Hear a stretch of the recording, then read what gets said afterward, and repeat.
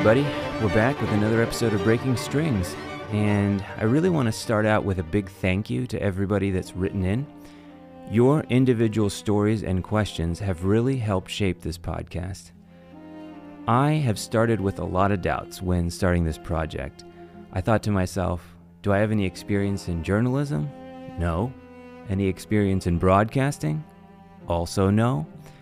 But I did want to do this project because I wanted to compile 20 years of experience playing music and make something really sincere with a lot of valuable information for people. That's 20 years of succeeding and 20 years of also failing. So it's a lot of learning that I've done, and I want to make sure some people don't repeat some of the same mistakes that I made. I hope that when you listen to this podcast that you're motivated and inspired, and that is no matter what level you're currently at. This is not just for professionals, not just for students, but amateurs and beginners can really benefit from some of these things too. At least I hope so. One listener question that came in after the first episode was a really great way to lead into the second episode. Gustavo from Panama City, Panama wrote, "How do you deal with negative thoughts while you're performing?" I think negative thoughts are really a reoccurring theme in people that suffer with stage fright. And for those of you who don't exactly know what I'm talking about, negative thoughts go something like this. So you go up on stage, and as you begin to play the first notes of your piece, your attention completely drifts from the music. You're not thinking about interpretation. You have lost an awareness of the acoustics of the space you're playing in. You're simply not there. You're thinking things like, the audience doesn't like me, or the audience doesn't want me to be there. This can happen to all sorts of musicians at different levels. It could be a student going in and playing for a new teacher. And this can happen to people during auditions where the jury that is listening, they're kind of more neutral in their response, so you're not really sure if they like it or not. It's a very cold response. Just because you become advanced, it doesn't make you immune from these negative thoughts, believe me. I think that psychologists call this the imposter syndrome, when you're very advanced and you still have these self-defeating thoughts while you're performing. Basically, the successful person is thinking to themselves, at any moment I'm going to be found out. This whole thing is a sham. I'm a scam artist, and I'm not really as good as I've been marketed to be.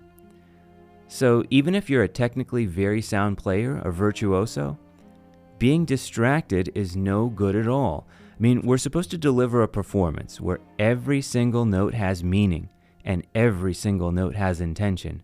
Now, tell me, how are we supposed to do that if we have a wandering mind? So after thinking a lot about this, I developed a technique that has worked really well for myself, and it's worked well for some of my students. I call it the deliberate interference technique. First, let me tell you the story behind the technique. When I was a student at Peabody in Baltimore, we had a famous pianist on our faculty. His name was Leon Fleisher. And I'd seen him in master classes, and I'd seen him at the large Peabody events, but I'd never spoken to him, and I'd never met him in person. In the evening time, Peabody was notorious for not having enough practice rooms. We were all fighting for the practice rooms, and if you didn't get there early enough, you were just stuck, waiting. I was lucky that I had a portable instrument, a classical guitar. You could pretty much practice it anywhere. Sometimes I would have to practice outside in the courtyard if there were not enough practice rooms. On this particular day, I decided to play in the stairwell that's adjacent to the practice rooms that I was waiting for. So I'm practicing in that stairwell, and I hear somebody trying to budge through the door. I move aside a little bit to make sure the person can pass through, and it's Leon Fleisher. He says something to me that I've remembered to this day. "Oh, wow, what a fantastic little echo chamber you've got going on here." So I laughed with him, and then I explained that I'm just practicing here because I couldn't get a practice room. I'm just waiting. He told me that he practices in the same room with his wife at the same time, and they're practicing different pieces of music. He told me that it builds concentration to do it this way. So this interaction inspired an idea. Even though I wasn't sure if he was serious or if he was joking, I decided to experiment with something. What if I intentionally tried to divert my attention from the music to build a stronger concentration? I started with the Bach Chaconne. It's a piece that lasts about 15 minutes. In the background, I would play simultaneously with my own pre-recorded rendition of the piece. So basically, you start playing 15 seconds behind, purposely out of sync with the recording. At first, what happens is that you can't help but feel and focus on the music that you're listening to. It starts overpowering the music that you're actually playing with your fingers. But over time, if you train yourself properly, you can block out the outside noise and purely focus on your piece of music. I also tried this same technique without the instrument with visualization. I'm going to discuss visualization in greater detail in separate episodes, but here's a primer for visualization. To visualize, you simply have to think of the left-hand fingering and the right-hand fingering that you're playing, and you literally play through the entire piece in your head as if you had the instrument. With deliberate interference technique, you incorporate it like this.